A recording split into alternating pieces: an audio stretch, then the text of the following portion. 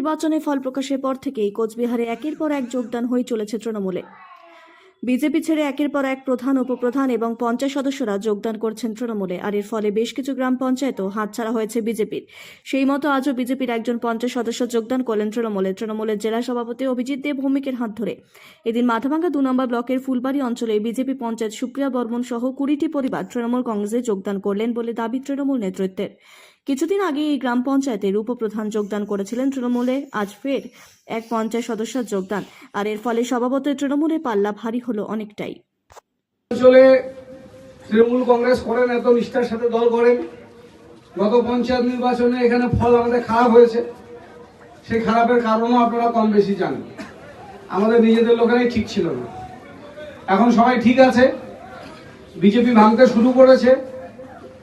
জেলায় 24টা অঞ্চল বিজেপি দখলে ছিল। আমরা ইতিমধ্যে 13টা গ্রাম পঞ্চায়েত তৃণমূলের থেকে আমরা পেয়েছি।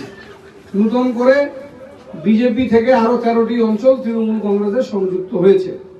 এর ফলে আমাদের 128টি অঞ্চলের মধ্যে আমরা 117টি অঞ্চলে তৃণমূল কংগ্রেস সংখ্যাগরিষ্ঠভাবে অঞ্চল পরিচালনা করছি।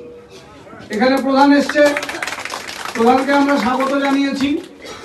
প্রধান আমাদের দলের সাথে যুক্ত থেকে ভালোভাবে কাজ করুন, আমাদের কোনো অসুবিধা নেই। কিন্তু ভালো করে কাজ করতে হবে, দলের নিয়ম নীতির মধ্যে থেকে করতে হবে। আমরা তাকে দলে নিয়েছি, আমরা তার মাধ্যমেই কাজ পরিচালনা করব। কাজে গড়িমসি হলে আমরা পরবর্তীতে সিদ্ধান্ত নেব।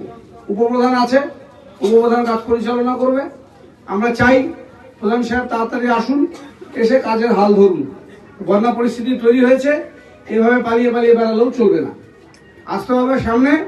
আমরা দেখে নেব বিজেপি, এখানে বিজেপি কিচ্ছু করতে পারবে না। সারা জেলাতে বিজেপির আর সেই খাওয়া নেই যেখানে বিজেপি এসে আপনার কাছে বাধা দেবে। আমরা সুপ্রিয়াদিকে স্বাগত জানাই। বাকি যারা বিজেপি পঞ্চায়েতরা জিতেছেন, সবাই এলাকায় কাজ করবেন, এই কারণে জিতেছেন। মানুষের প্রতি দায়বদ্ধতা আছে, মানুষ আপনাকে ভোট দিয়েছে। আমরা আপনাদেরকে স্বাগত জানাই যে তৃণমূলকে হারিয়ে জিতে এসছেন পঞ্চায়েতে।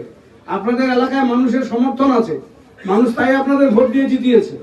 আপনাদের এই সম্মান, আমরা তাকে শ্রদ্ধা করি। আপনারা আসুন, এখানে পঞ্চায়েত সমিতি তৃণমূল, জেলা পরিষদ তৃণমূল, এখানে আমাদের রাজ্যের সরকার তৃণমূল। সরকার সমস্ত কাজকর্ম মানবিক মুখ্যমন্ত্রী আমাদের সার্বিক সহায়তা দিচ্ছে, যে মানবিক প্রকল্পগুলো দিচ্ছে, সেই প্রকল্পগুলোর সাথে আপনাদের বুথের মানুষকে যুক্ত করতে হবে।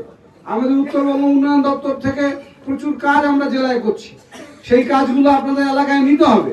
তার জন্য তৃণমূল কংগ্রেস আরো বেশি এলাকায় শক্তিশালী করুন। মানুষের কাজ করবার জন্য, মানুষের প্রতি দায়বদ্ধতা পালন করতে নির্দ্বিধায় তৃণমূল কংগ্রেসে যোগদান করুন। আমরা বাকি মেম্বারদেরকেও স্বাগত জানাচ্ছি এবং আবার বলবো, সকলে মিলে একসাথে অঞ্চল পরিচালনা করুন, কাজ করুন। ফুলবাড়ি অঞ্চল অনেক পিছিয়ে আছে, রাস্তাঘাট অনেক জায়গাতে মেরামত করতে হবে। অনেক জায়গাতেই দেখা যাচ্ছে যে জায়গাতে পৌঁছানো উচিত ছিল আমরা হয়তো কোনোভাবে কোনো কারণে পারিনি। এবারে সেই দিকে নজর সকলে মিলে দেব। তাহলে এই ফুলবাড়ি অঞ্চলে আমরা 2500 ভোটে 3000 ভোটে কেন হারবো?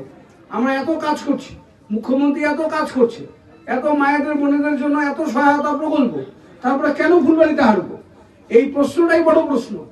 তার জন্য যে প্রশ্নগুলো যে অঞ্চল থেকে এসছে, সেই অঞ্চলের প্রতি আমরা বিশেষ করে সুনজর দিচ্ছি। এবং তার মধ্যে অন্যতম একটি অঞ্চল হচ্ছে ফুলবাড়ি অঞ্চল। এই অঞ্চলকে আগামী বিধানসভায় আমাদের জিততেই হবে।